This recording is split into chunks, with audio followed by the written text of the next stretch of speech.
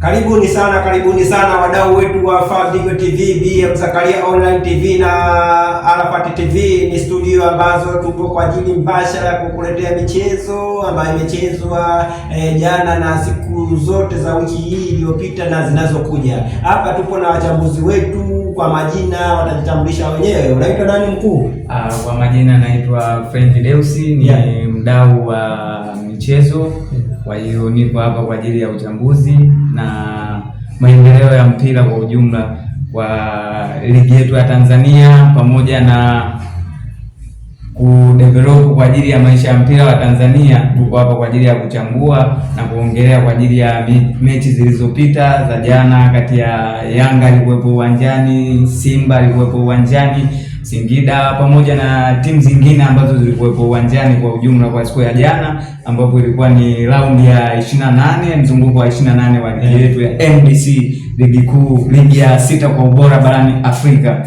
Kwa hiyo tuko hapa kwa ajili ya uchambuzi, tutaelezea kwa kina mambo yalivyokuwa na jinsi ligi inavyoendelea kwa ujumla. Okay. Labda tungependa kujua, kabla tujaenda kwa ndugu yetu pale, tungependa kujua jana kulikuwa na mechi 8 za ligi kuu ya NBC, viwanja 8 vikiwa vinachezwa, lakini pia vyote vikionyeshwa na Azam TV. Mimi nataka nikupeleke Zanzibar. Tuanzie na timu na Zanzibar kule ambako Mzizima Dabi. Wewe ulionaje ule mchezo kabla swali langu halijakamilika? Ngoja kwanza ueleze mchezo ulivyokuwa wewe ulivyoona. Kwanza kabisa ile ilikuwa sio Mzizima Dabi, ile ni Dar es Salaam Dabi. Wakutanisha Young Africans pamoja na Azam FC wa ukamikate wa jiji la Dar es Salaam. Kiujumla mechi ilikuwa nzuri, na nadhani kuna siku mbili zilizopita hapo tulikuwa kwenye uchambuzi na uliniulizia kuhusu hiyo mechi. Nadhani nilikwambia kuwa kwa mbio za ubingwa jinsi zilivyo, naona Yanga anaenda kupata matokeo chanya kwa upande wake. Okay, na ni kweli nimekwambia tuko bado kwenye mechi hiyo hapo. Ina maana kwamba mimi naona kama hivi Yanga ni kama ana asilimia fulani ya kuchukua kombe la NBC baada ya kuipiga Azam magoli 3 ambao wengi walikuwa watarajii hivyo. Je, wewe unaelezea ni mapungufu gani Azam walioonyesha jana mpaka wakafungwa 3 wakati wametoka kushinda 3-2 kwenye kombe la CRDB Cup? Wewe unaelezea nini? Kwanza kabisa kuhusu ubingwa, mimi nadhani mpaka sasa kwa hizi mechi tulipofikia mzunguko wa 28, kila timu ikiwa imecheza michezo 28, ikiwa mpinzani mkubwa wa Yanga ambaye ni Simba ana mechi 28 na bado kazidiwa pointi 2, na kwenye upande wa goal difference bado Yanga yuko juu. Kwa upande wangu mimi naona Yanga na asilimia 92 za kubeba ubingwa wa ligi kuu ya Tanzania. Okay. Hapo umetathmini kuhusu ubingwa kumpa Yanga kwa sababu Yanga ameshinda mechi ngumu ambayo walihisi kwamba labda ndio atakwama pale.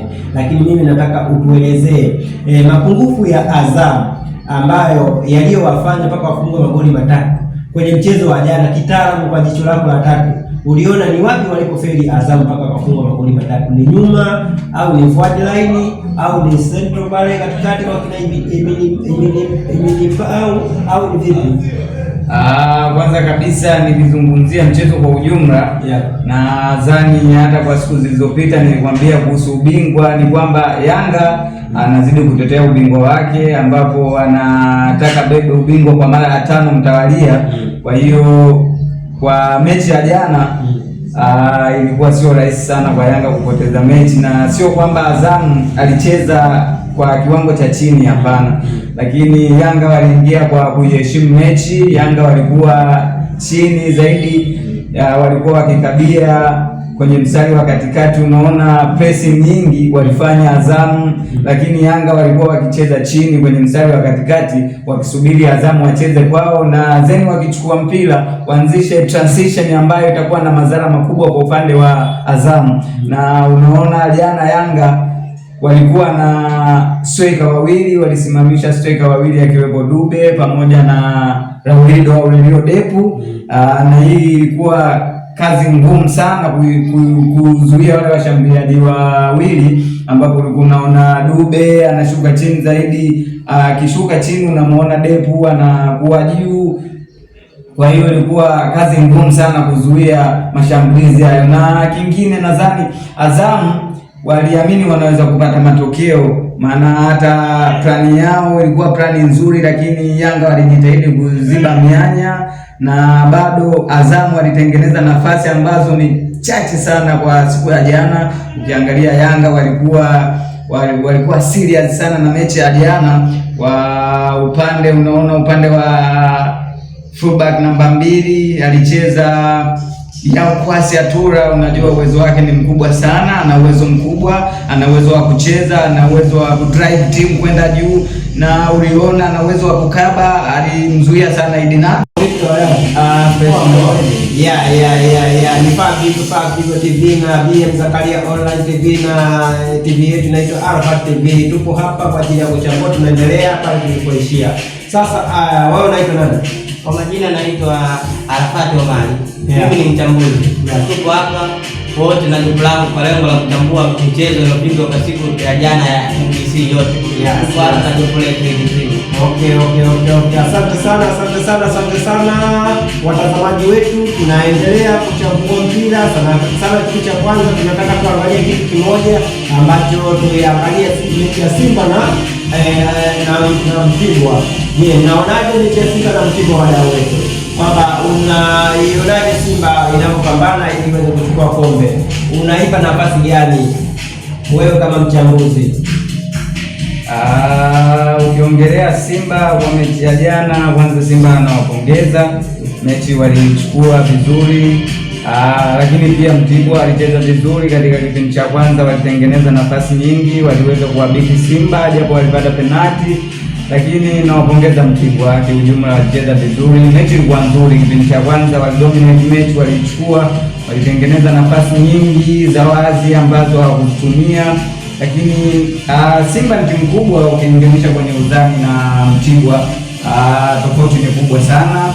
Lakini pia Simba kwa sasa wako kwenye ubora wa hali ya juu. Ukiongelea Simba kwa sasa ni timu ambayo iko kwenye ubora wa hali ya juu, ukianzia safu ya ulinzi, safu ya kiungo, safu ya ushambuliaji. Kiujumla Simba kwa sasa wana timu nzuri, inaweza kupambania ubingwa na inaweza kubeba ubingwa wote kwa Tanzania bara. Labda tu cha kuzungumzia kuhusu mechi ya jana na kuelekea ubingwa, ni mwendelezo mzuri kwa Simba kupambania ubingwa, na hii inategemeana na mpinzani wao ambaye ni Young Africa. Kwa kuwa ikiwezekana akipoteza mechi wanaweza wakabeba ubingwa, na hili ni jambo gumu sana kwenye mpira, maana Yanga ni timu kubwa kwenye ligi yetu. Kwa hiyo kutegemea kwamba Yanga enda akapoteze mechi ndio ubebe ubingwa.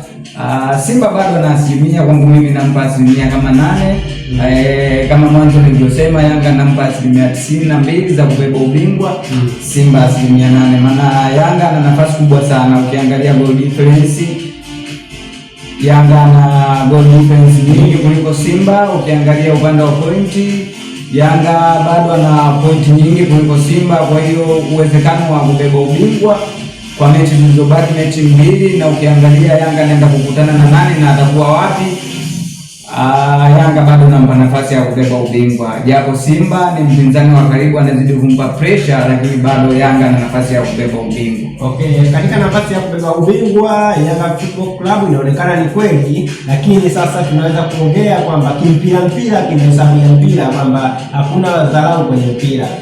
Mbeya City jana nahisi walicheza na Pamba Jiji, lakini kuna mechi ngumu sana. Kipindi cha kwanza Mbeya City walikuwa wanaongoza, wakamshinda Pamba Jiji kwao pale ambapo ni Mwanza. Ilikuwa inaongoza Mbeya City kipindi cha kwanza goli 1. Kwa hiyo Mbeya City ilikuwa na kiwango kikubwa sana, lakini kaongoza kipindi cha kwanza. Ndio maana tunasema mechi zilizobaki ni ngumu. Japo Yanga amemshinda Azam, lakini kimpira bado anacheza na TRA United ya mechi ya mwisho, anacheza na JKT Tanzania.